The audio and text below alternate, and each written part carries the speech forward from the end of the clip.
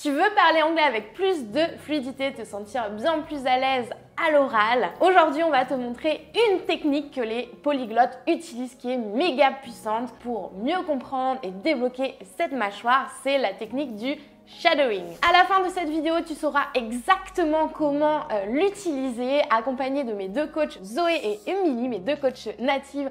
Nous allons t'expliquer cette méthode et surtout, reste bien jusqu'à la deuxième partie de cette vidéo où tu vas pouvoir pratiquer en live directement avec nous. Si tu ne me connais pas encore, je suis Lauriane Legrand, la fondatrice du Marathon des Langues depuis 2017, la première école de langue antiscolaire qui allie coaching d'anglais et développement personnel pour débloquer l'oral et la confiance en soi. Je suis également l'auteur du livre Parler anglais en 6 mois, pas en 10 ans aux éditions Erol.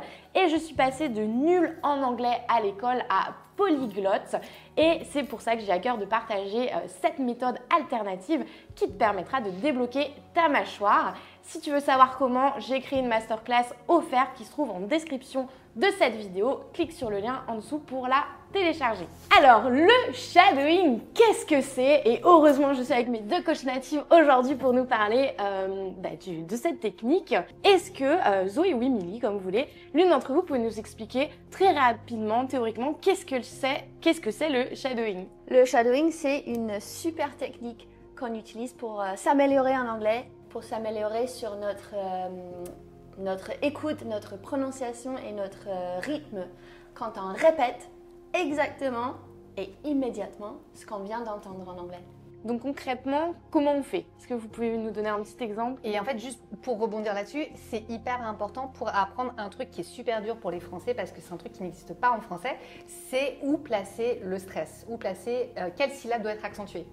Et en fait, ça, les Français, quand ils apprennent des listes de vocabulaire, ils n'y arrivent pas, alors que quand ils font du shadowing, eh ben, ils répètent, ils entendent où est-ce qu'on doit placer l'accent, quelle syllabe est accentuée, et du coup, ça leur permet d'apprendre aussi ça. Méga important parce qu'effectivement, en français, on dit qu'on a plutôt une langue plate.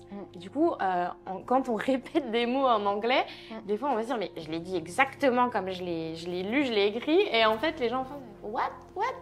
Mais c'est ce que je viens de dire. Et en fait, effectivement, les syllabes, les accentuations sont extrêmement importantes pour comprendre, pour se faire comprendre en anglais. Maintenant que vous savez tout sur le shadowing, comment le mettre en place, eh bien on va vous donner des exemples concrets directement dans le vif du sujet. Comme ça, vous pourrez le faire directement avec nous. Alors, du coup, je vous propose, c'est qu'on répète une phrase chacune. Petit conseil, mettez pause et répétez directement derrière nous parce que la théorie, c'est bien beau, mais si on met pas en pratique, ça ne sert à rien. Allez, c'est parti avec la première phrase. Qui veut démarrer? Allez, j'y vais. Yes, c'est parti. I ran into someone I haven't seen in years. I thought it totally made my day. Pause et on vous met la traduction à l'écran. Donc, deuxième phrase. I didn't sleep well at all last night. I kept waking up for no reason. I'll grab something quick on the way. I don't have time to cook tonight. Honestly, I'm not really in the mood for that. Can we do something else? I wasn't expecting that at all. It really was a surprise. Number 6. Sorry I'm late. I got stuck in traffic. It was a nightmare. Number 7. I've got so much to do today. I don't even know where to start. Number 8. That's exactly what I was thinking. It's like you read my mind. Number 9. My mind went completely blank. What was I saying? Number 10. I've been meaning to call her, but I keep putting it off. Well done, good job to yourself also.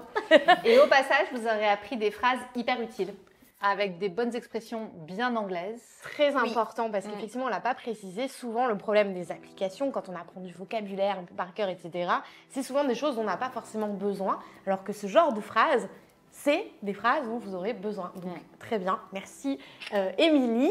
Et alors, c'est très bien de faire du shadowing, de répéter des phrases, etc. Mais est-ce que vous pouvez nous donner 2-3 conseils pour que le shadowing soit vraiment efficace? Je pense que le premier conseil qu'on peut donner, c'est la régularité. De connaître cette technique et ensuite de la mettre en place plusieurs fois dans la semaine, voire tous les jours. Moi, je dirais même tous les jours, plusieurs fois par jour. C'est un petit créneau.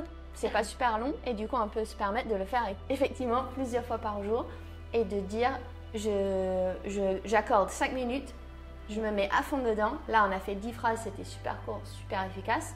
Mais on a appris du shadowing et on a appris des phrases utiles, des expressions utiles. C'est ça. Et je rajoute, excuse-moi, Vas-y. sur on n'en a pas, j'ai pas précisé, mais le déblocage de mâchoire, pour ceux qui viennent de nous découvrir, si vous ne savez pas ce que c'est, effectivement, le shadowing, ça permet de débloquer sa mâchoire parce que vous faites descendre dans votre mâchoire les phrases et les mots. Et souvent, il y a un décalage entre ce qu'on croit connaître parce qu'on l'apprend dans sa tête, on n'ose pas parler, et le moment où on veut parler avec un natif, ça ne sort pas, et c'est ce qu'on appelle le blocage de mâchoire. Donc là, paf, le fait d'entraîner parce qu'il y a un muscle dans la mâchoire, ça permet bien de débloquer sa mâchoire et de mettre en pratique. Le deuxième conseil que je donnerais, c'est de répéter régulièrement le même contenu jusqu'à ce qu'on soit vraiment à l'aise avant de passer à autre chose. Parce que, et ça je comprends, il y a des gens qui sont addicts à la nouveauté, qui adorent varier, enfin j'ai déjà fait cette vidéo, j'en fais une autre demain, etc., etc.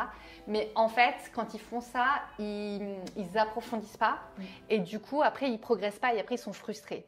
Alors qu'il vaut mieux répéter 10 fois la même vidéo jusqu'à ce qu'on soit à l'aise, qu'on ait intégré la phrase, la façon de le dire, l'accent, où est-ce qu'on pose les accents sur les syllabes, etc. avant de passer à la vidéo d'après. Très très bon conseil, effectivement, on est toujours et c'est normal, hein, l'humain est construit comme ça, à la recherche de nouveautés, etc. Mais le faire jusqu'à ce que ça devienne limite ennuyant et trop facile, là vous savez que vous avez passé un cap et là vous pouvez passer à autre chose. Évidemment, on peut mettre de la variété, mais c'est bien de pas juste le faire une seule fois, quoi. Ok, trop bien. Est-ce que vous avez d'autres conseils, Zoé? Oui, moi je voulais dire, quand on fait du shadowing, je trouve que c'est important de le faire vraiment jusqu'au bout, à 100%. Donc, quitte à faire un jeu d'acteur, voilà, mais comme vraiment, sur le théâtre. Exactement. C'est ce que je dis dans les cours de prononciation. On y va, on se lâche. C'est ça. Même si ça peut paraître un peu marrant, il faut peut-être rigoler un peu de soi en le faisant. Mais si c'est pour le faire pas très bien, c'est pas hyper efficace. Exactement. Et en fait, plus on le fait, plus ça devient normal. Et on n'a plus envie de rigoler de soi parce que ça devient notre personnalité anglaise. Ouais, c'est la Zoé anglaise et la Zoé française, comme toi avec tes deux langues. C'est une approche, un style qui change selon la langue qu'on veut parler en fait. Et c'est hyper important ce que tu dis parce que c'est un grand problème des Français, en tout cas de notre génération, qui ont subi des gens à l'école qui se moquaient de nous, qu'on essayait de prononcer correctement, etc. Et du coup, il y a plein de gens qui sont bloqués, qui ne parlent pas anglais à cause de ça parce qu'ils se disent « je vais avoir l'air ridicule quand je m'exprime en anglais ». Et en fait, s'ils arrivent à passer au-dessus de ça et qu'ils s'entraînent notamment avec ces phrases, avec la bonne prononciation, ils vont être compris, ils vont bien parler, les gens vont être impressionnés parce qu'on n'est plus à l'école, on n'est plus au collège, les gens sont plus là pour se moquer de nous et donc en fait ils ont tout à gagner à prononcer correctement. Mais c'est un blocage intellectuel qu'il faut passer. Mais ça, c'est vrai que c'est très présent en France. C'est très très présent et c'est pour ça que non, vous n'êtes pas nul. Non, vous n'êtes pas nul. C'est simplement une histoire de méthode. Effectivement, si vous mettez ça en place, je vous jure, le shadowing, c'est tellement puissant. Faites-le tous les jours. Testez, même si vous êtes sceptique. Au bout d'une semaine, vous faites ça tous les jours. À la fin, vous allez sentir plus fluide. Et puis, quand ça, vas-y, pardon. Quand ça devient fluide, quand on disait quand ça devient limite un peu facile, la prochaine étape, c'est de s'enregistrer. Ouais. Oui, c'est exactement ce que j'allais dire. You read my mind. Voilà, exactement. Parce qu'en fait, quand il y a des fois, on pense dans sa tête qu'on l'a bien dit et les gens ne comprennent pas quand même. Donc, effectivement, cette étape de l'enregistrement, c'est bien parce que du coup, on peut écouter et se dire est-ce que j'ai vraiment dit la même chose qu'elle ou pas et on peut entendre la différence. Oui, comme les joueurs de foot qui re-regardent le match après en disant j'ai l'impression d'avoir bien joué, ah non en fait là c'était pas terrible. Voilà, exactement. Et vraiment se rendre compte. Voilà, quel est le mot sur lequel il faut travailler. Exactement. Yes. Et bien super, trop bien, merci les filles pour cette vidéo sur le shadowing. Merci à vous et bravo d'avoir regardé cette vidéo. Comme d'habitude, n'hésitez pas à la liker, à la partager auprès de personnes que ça pourrait aider, à nous mettre un pouce bleu et à regarder évidemment la masterclass qui est offerte pour savoir comment parler anglais en 6 mois et pas en 10 ans, juste en dessous de la vidéo. On vous dit à très vite dans une prochaine. Ciao!